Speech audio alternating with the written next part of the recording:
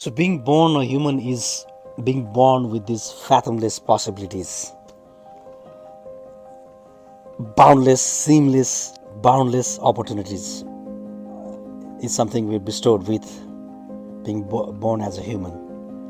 There are intellectual faculties, there are faculties of thinking, faculties along the lines of creativity and innovation, leadership, the capacity to exercise compassion, empathy, the capacity to understand the world and try to make it a better place. So being born a human is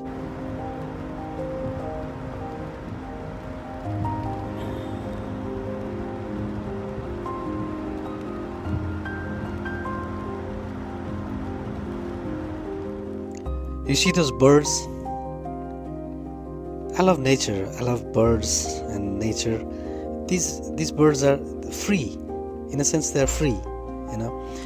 We human, we're bounded by behavioral flaws and detrimental leadership habits like backbiting and being non-productive, spending times in non-productive acts. We're not free. So in coaching, we ask succinct questions. It's focused and structured. The process is very focused and structured, and it's focused on skills and behaviors. Sometimes we conduct face-to-face meetings, and then there are, the meetings can be conducted over the phone or through emails or in person. And there has to be follow-up sessions. Follow-up sessions are key. Likewise, feedback, effective and timely feedback is key. Also ask or assess what resources are needed. Books, online courses, audio books, any other resources. Ask questions, listen. Try to diagnose the problem before treating it. Diagnose first, listen, always listen. Listen wholeheartedly. And help leaders be self-aware. Mindfulness is a practice that helps increase self-awareness, empathy and compassion in leaders, and that is also key. Also, who are the best leaders? Who are the examples of effective leaders? So the examples are those leaders who are self-motivated. Motivation is self-motivation.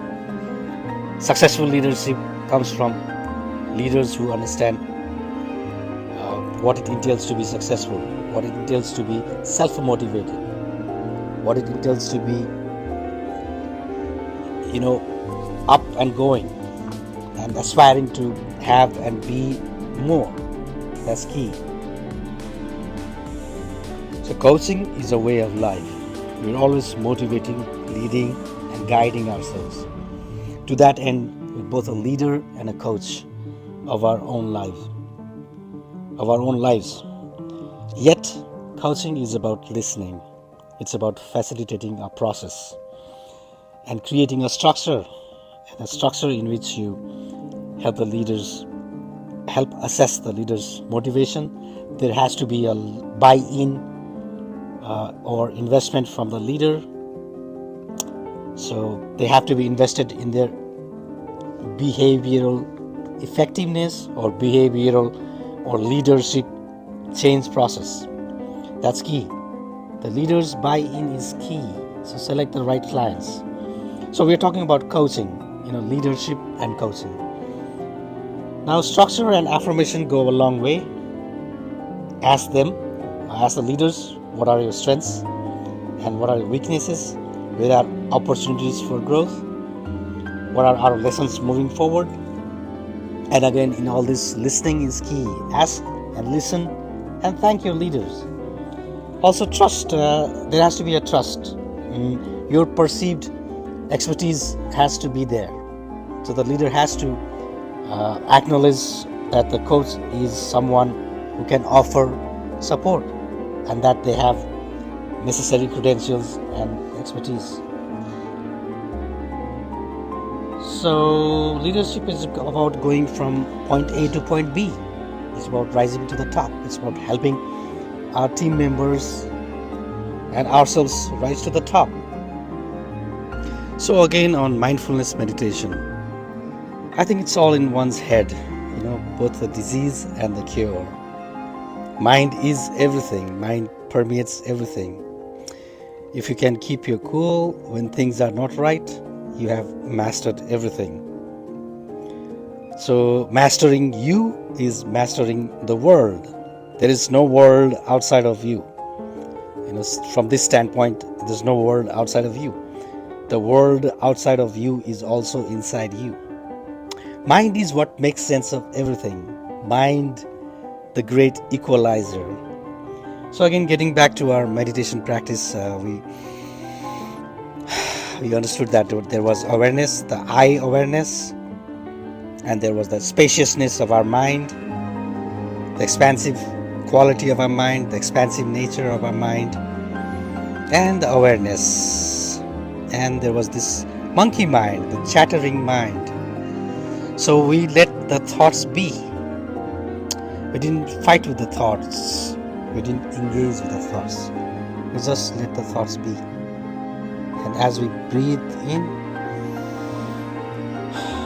we naturally breathe out and let all our hurts, angst, anguish, physical discomfort, painful hurts and feelings go out with that breath, with the out breath, and we engage in a normal breath.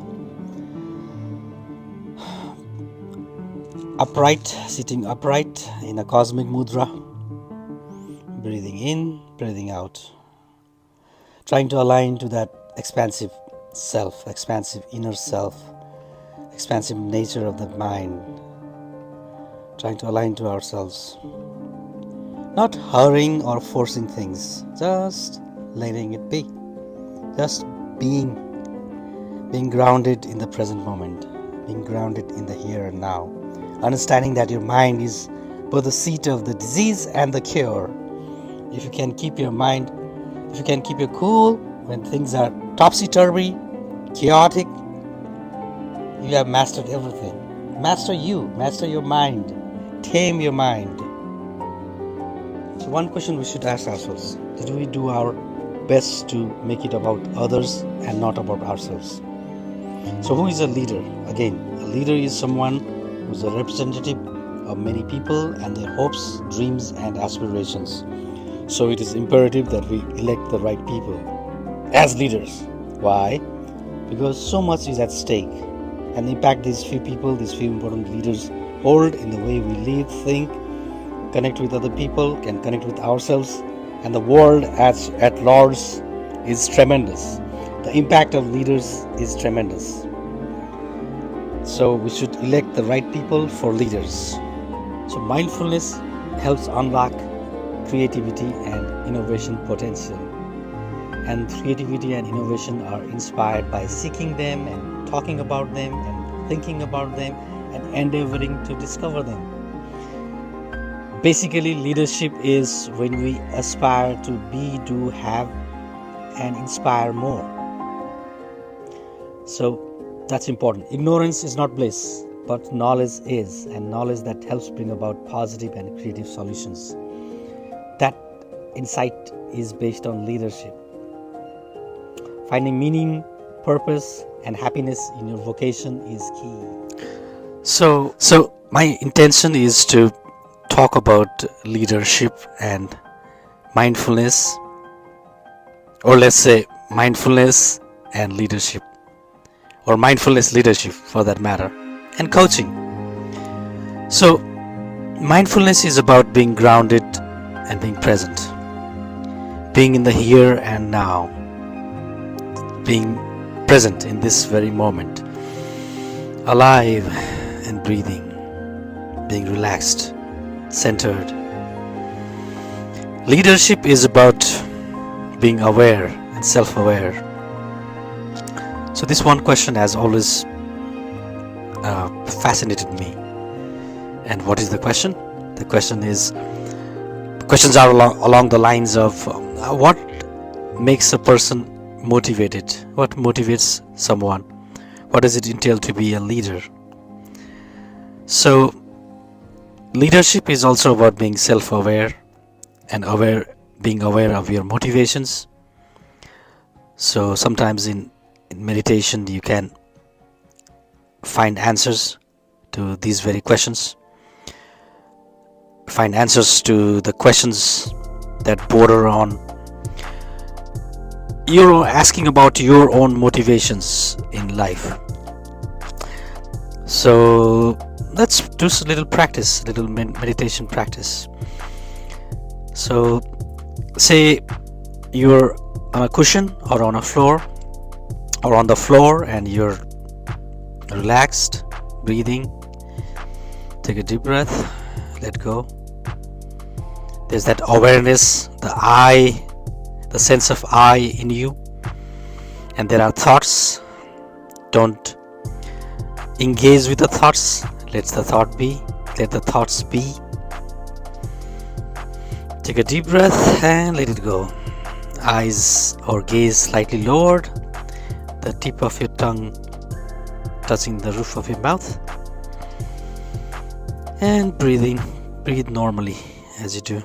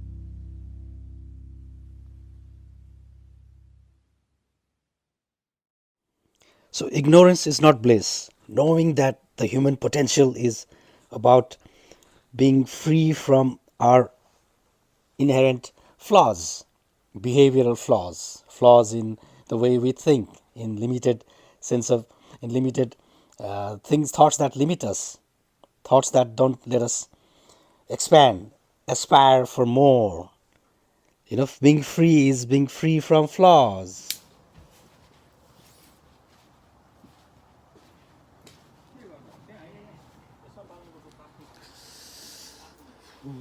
This fish.